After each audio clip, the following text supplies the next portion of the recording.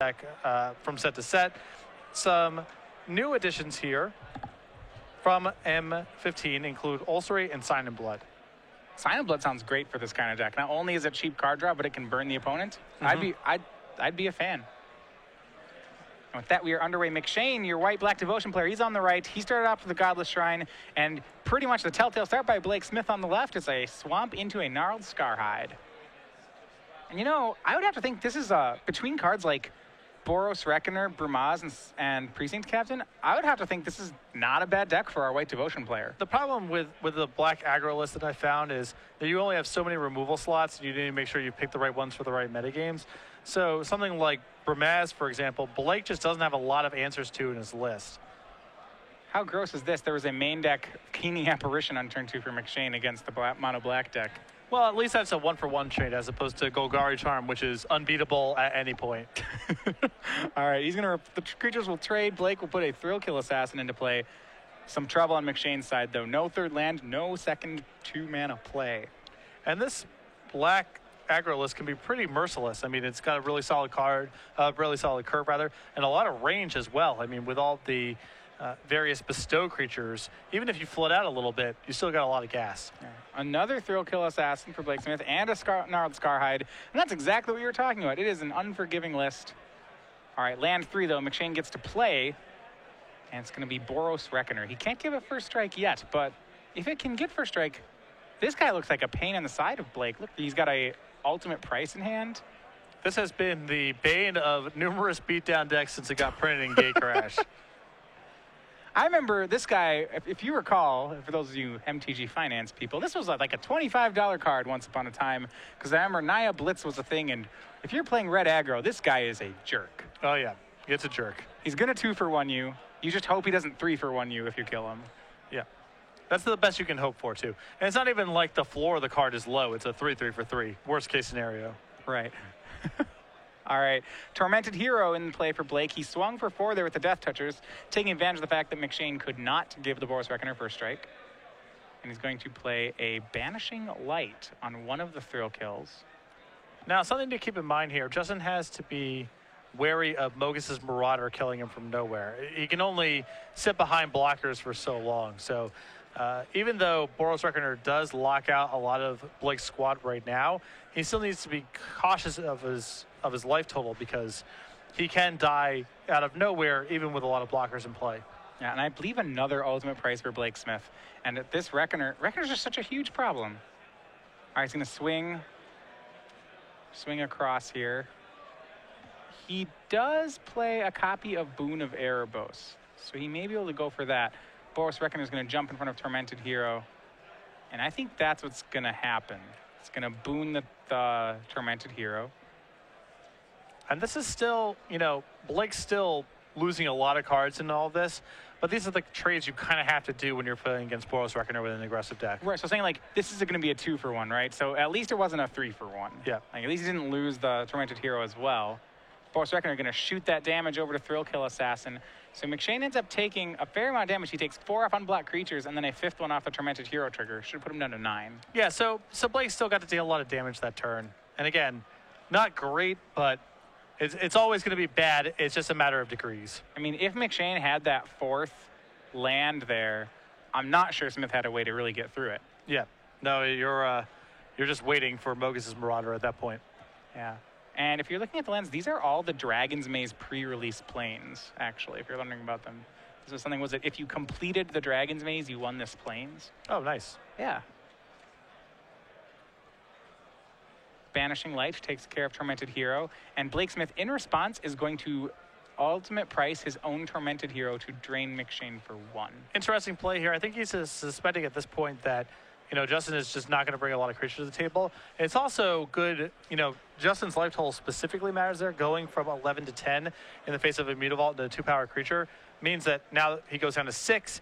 If he connects in the clear next turn, then he's on 2. He has 2 lethal attackers. Yeah, I like the play. There actually are a fair number of targets in McShane's deck. He doesn't have them right now, but you do have to be aware there are 4 Precinct Captains and 2 Brumaz.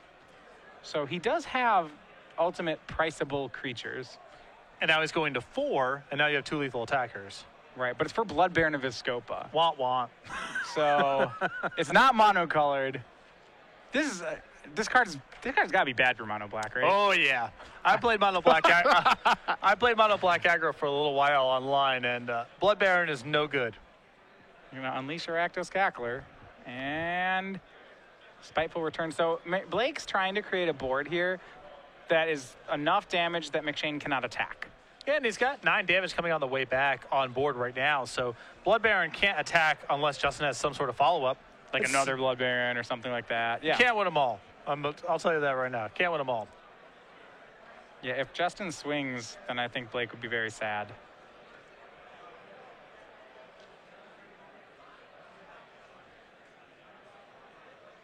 All right, and he's going to go ahead and play Heliod, God of the Sun. He has a devotion of 4 to white at the moment, so it is not an active creature yet. If he had something like Soldier of the Pantheon, it would be.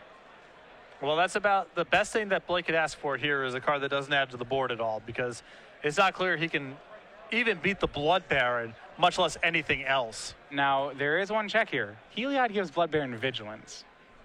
And Justin took advantage of that fact as he punched in for 4. Oh, never mind then. That is a combo. That's actually huge, isn't it? Oh, yeah. Yeah, that's a big deal. Yeah. You forget about those passive abilities on some of them. Like, you know, there's Perforos. No one forgets about his passive ability, shocking on a creature. But, like, Vigilance. No, you know, never what mind. good could that do? Vigilance on Blood Baron is better than most spells Justin could cast that turn. So Yeah. All right. now Blake's in real trouble.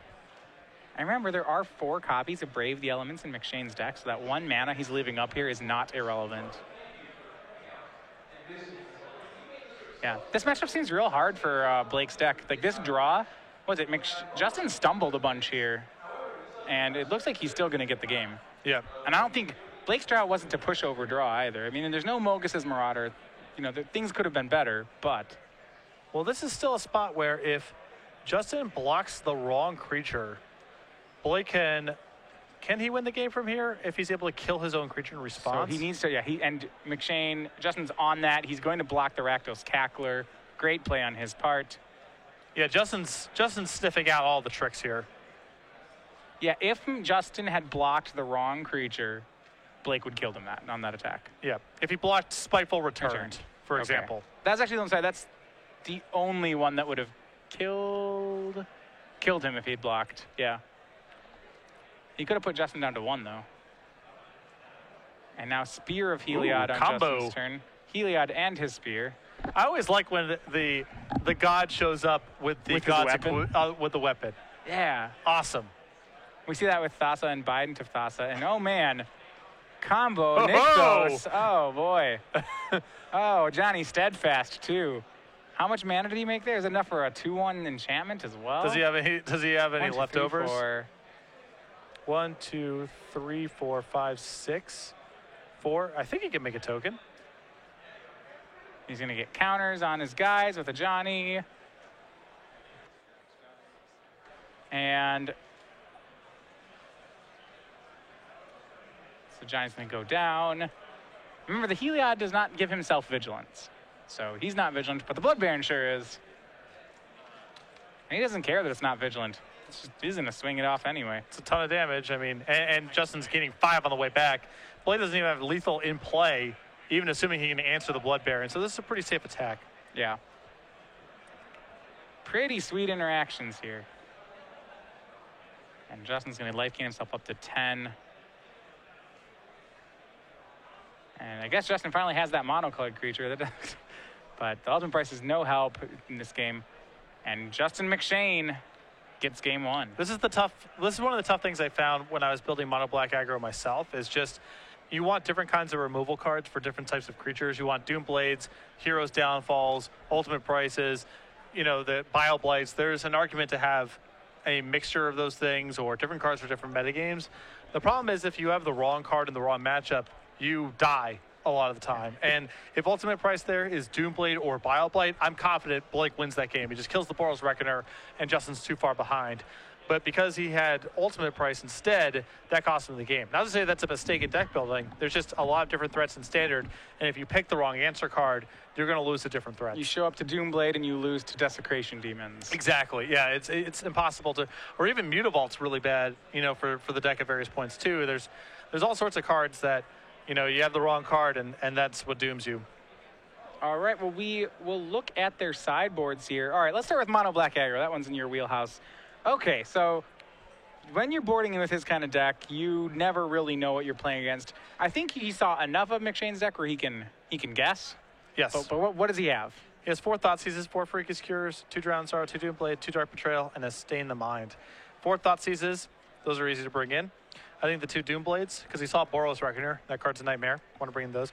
And it wouldn't surprise me if he brought in the 1 copy of Stain the Mind, because he's not beating Blood Baron, and there's probably plenty of expensive stuff. You can be pretty confident based on the cards that Justin saw, especially once he reveals Nykthos, that, if he doesn't have Blood Baron, he probably has Elspeth. There's cards you can name that are going to be expensive and powerful, and Blood Baron is such a nightmare for this deck that I think even though Stay in the Mind isn't ideal for this matchup, it's probably still worth bringing in. All right, looking on the other side, McShane, I don't think has any shortage of things he can board in here of his own. The biggest thing I'm looking at is he has a pair of Fiend Slayer Paladins that can come out of the board. That guy I found traditionally be pretty good against Mono Black aggro. He can accompany it if he wants to have some mix up his heavy drops with cards like Archangel of Thune. I would imagine he'd want to do that. Cards like Spear of Heliod seem pretty weak in this matchup, and actually Heliod himself I'm not overly impressed with. Yeah, Gideon is kind of the same problem. Things that only really work when Justin has a lot of mana or is on the offensive, I think he's going to want to get away from. Just play a defensive game. He can kind of win at his leisure once he's stabilized the board, especially with Blood Baron in your deck. Once you have Blood Baron against Mono Black, it's just play defense. Just protect yourself as long as possible because Blood Baron's going to win you the game way more often than not. Right. Interesting choice in the board also. He has a 2 of Athreos, God of Passage in the board. I'm imagining that comes in against removal decks. Yeah, probably removal decks, probably control decks. I don't think it's going to come in here. Right. I think that you could reasonably bring in the 2 copies of Deicide. There's so many enchantments in the Mono Black list. They're going up to cards like Herald of Torment, for example. They have Spiteful Return and so forth. So I think that's totally reasonable as is additional removal spells. And I think, whether you want Fiendslayer Paladin, Archangel, Obsidian, they all have their pluses and minuses.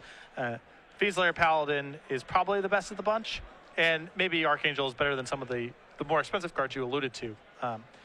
But a lot of good options here for Justin to bring in, and his Game 1 matchup already feels pretty solid. Yeah, I'd be pretty happy with this matchup. So when looking at a white Devotion deck, I would imagine that the amount of first strike you have makes you pretty good against aggro decks. I'd be very surprised if you weren't. Helps a lot. And actually some of the threats you have might even be not too bad against black control. Things like, Heliod, actually very good, I think, against a black control deck.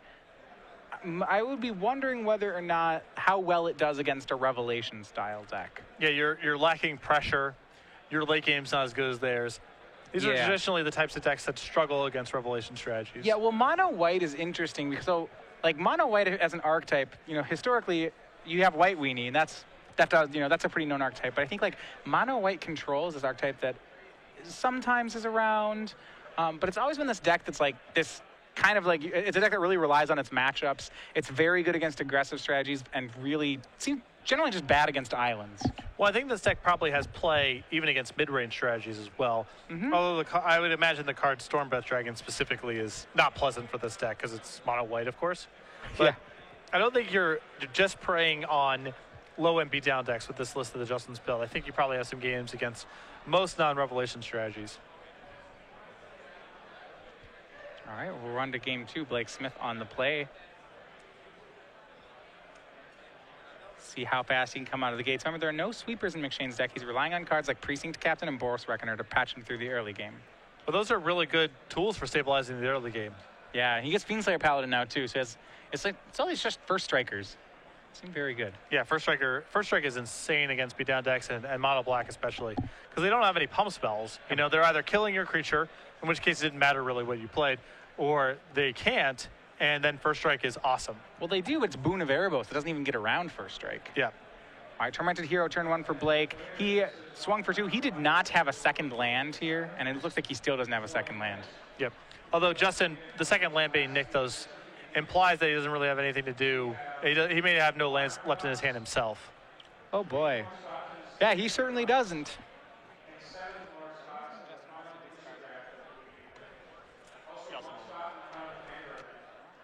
All right, so kind of a who can get their stuff together first. All right, Blake swings in. He has Justin down to 14 off. That tormented hero plays a thrill kill assassin. Does Justin find a land? I feel like this game was a golden opportunity gone awry. That Nykthos can now tap for black, mind you, but if he doesn't have a play, this is going to be real punishing. Because you know Blake's hand is nothing but spells. He's missed his second land drop for so long. My wonder is what kind of hand would compel you to keep it on McShane's side? Like, okay, when people get stuck on lands, I assume, okay, if they hit their land, I expect their hand to be very strong. Well, it looks like he probably kept a 2-lander that needed the 3rd land to really do anything, and now we're here. Right. Swinging puts McShane down to 10. You know, like I expect Blake's hand to keep a 1-lander on the play. Like, that's pretty crazy. So yeah. I would think that he's going to have great plays until the end of the game. Another discard from McShane. He has kept in Spear of Heliod. I was a little surprised to see that one game too. Now, Spear still has the possibility of, you know, the board kind of slows down. I've used some removal spells, and now I can use Spear's activated power to some effect. But yeah. it does seem among the weaker cards in Justin's list in the matchup. Yeah. Game 2, not much of a game. Both players a little crippled by their mana base. Blake gets out of it first. His deck, he actually only ever hits 2 lands also, but that's just fine for where he's coming from. Yeah. Although the mono black list it can handle flooding out a little bit, more so than most other aggressive lists, because so many of these bestow creatures give you a lot of staying power going long. Gnarled Scarhide, you know, Herald of Torment, Spiteful Return. There's a lot of cards that give you some staying power. And be on to game 3. Now, an interesting thing about Blake's list here, 3 copies of Urborg. And there's only really 4 Mutavaults that interfere. Now, that being said, drawing a Mutavault's a huge cost with this deck because you have so many single black spells in your list. You can't cast all your spells efficiently when you're on the Mutavault, or at least a good percentage of the time. That said, 3 Urborg still seems like a lot to me. I mean, so let's talk about, I want to go with the theory of this for a second. Black, like you said, doesn't mind being flooded out. So, like, let's go back. So, think about a deck like Boss Naya. We saw that. He plays 19 mountains and doesn't even have Mutavaults in his deck because they hardly cast anything, right? You mean Tom Ross's Invitational deck? Yes. So that's a 17. Boss Sly. That's a 17 lander. 17 mountain deck. So let's say there was a red Urborg that existed. It makes all your lands mountains.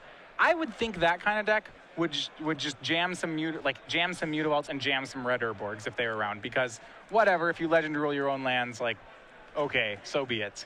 I have more creatures. I still don't even think it would necessarily be a lot of that kind of thing. Maybe you'd play like 1 and 1, but the deck's all about mana efficiency and killing someone on turn 4. Mutavault just doesn't make a lot of sense in that world. Yeah. In this one, I feel like so the cost of legend ruling your own lands seems pretty high, especially in a deck that, you know, wants to be, like, doesn't mind being on 5 mana. It, you know, has a lot of bestow on 5. Yep. Looks like another mulligan here from Justin. Justin's list is a little lighter on mana, like actual lands, than I would like, given how high up the curve he's going. He's only playing 22 lands and a full playset of Nykthos. So I think at the minimum he could use a 23rd land in this list. Yeah, casting Boros Reckoner off he has 18 white mana producers. I mean, it's more just, so when you think about no quantity of land, like, yeah, it's enough to draw some, but he really would like to hit land 4 on turn 4 with this deck. And he's going to go to 5 here. You know, it's not just like, do I draw enough lands in my opener? It's, you know, what are my, like, and you can do, you've seen people publish tables of this. Like, if you have N lands, what is my odds of hitting this land on this turn? Yeah. Right? And it really, like, in a deck that has 22 lands, a 6-drop is a really huge card. Right. Whereas in a deck with 27 lands, like your control decks have right now, 6 is not a huge card. It is a very reasonable card to play. Now, Justin is clearly leaning on Nykthos making a ton of mana to sort of get around this sort of scenario, but right. It still feels light on mana to me. When those pieces come together, he doesn't need more lands. And I think because of that, his good draws are even better. Yep. All right, turn 1, Temple of Silence for Justin. Turn 2, Godless Shrine. It's going to be Precinct Captain. That's across from a Rakdos Cackler, so a good start for Justin. No blockers for Blake here because the Cackler was unleashed, and I don't think he has many 2-drops that could block this either. We may see some soldiers coming to the party. Precinct Captain, a.k.a. Battle of Wits. If you untap, you win the game.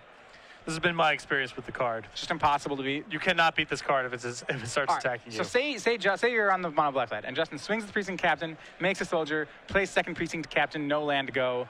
Like, can you win this game anymore? Are you already just like, oh man, this is like he's stuck on 2, right? This has got to be normally a good situation. Well, Blake has no copies of BioBlight in his list, so if there's a second precinct captain, it's almost. I mean, he's kind of done. All right, well, the precinct captain swings in, Nykthos, and as called, all right, there's second precinct captain. This is going to be tough. The old Multi 5 on the play, no biggie. And I do think we have a soldier token coming along here. The trick. We'll see for a sec here. Herald of Torment on Blake's side. So that's a creature that can block a precinct captain. That gives him some hope. I mean, that's significant, you know? Yeah, second precinct captain also means that McShane. Oh, boy. Yeah, I like this. Okay, Brave the Elements, bashed through with both precinct captains. I think he missed the trigger on the first precinct captain. Yeah. Yeah, he did, but he gets his 2 this time. And now it's, I mean, Blake's on flyers or bust. You know what I mean? Like, the ground's locked up or pretty close to it. Yeah, he's down to 13 thanks to Herald of Torment. And, yeah, the creature's just flying there. So the precinct captains are tapped. The soldiers are untapped. The Brave's in the yard. I mean, Justin's I like his aggression. Just, I'm just going to throw my stuff at you. Justin's got a real shot in this game. And he also, you know, the Nykthos now is plus mana for the time being. Yep, it taps for 4. We see Spiteful Return bestowed on Herald of Torment. I like this play a lot. I think it gives Blake some... Yeah, he's going to swing for 6. So McShane's down to 12. Blake is at 13 right now, I believe. So this means that Mogis Marauder does kill on the way back, if I'm looking at the board correctly. Yeah, I don't believe he has it. But you're right. Fiendslayer Paladin, the play for McShane. And both precinct captains swing. I was wondering whether the soldiers were going to join the party. I would get in with everything at this point. I mean, yeah. Blake's life total is already getting pretty low here. It's not like you get 2 blockers on the way back against an opponent with 2 creatures who can't block, so. Yeah, swing everything. If he wants to trade that Gnarled Scarhide for a soldier, great. Well, the Scarhide can't even block. Oh, gosh, none of them can block. Yeah, it's just all free. Yeah, it's all free. He has, we will see here, 3 is this Mogis' Marauder. Can he do it? If I looked at the board correctly, Mogis' Marauder, I think, was lethal this turn. Lifebane Zombie shows 2 Elspeth. And that Elspeth is cast castable off the Nykthos. Wow. All right. And that kills the Herald of Torment. It's not a bad mulligan to 5. Oh, man. All right, so this swing is pretty nice. The drops Justin down to 6.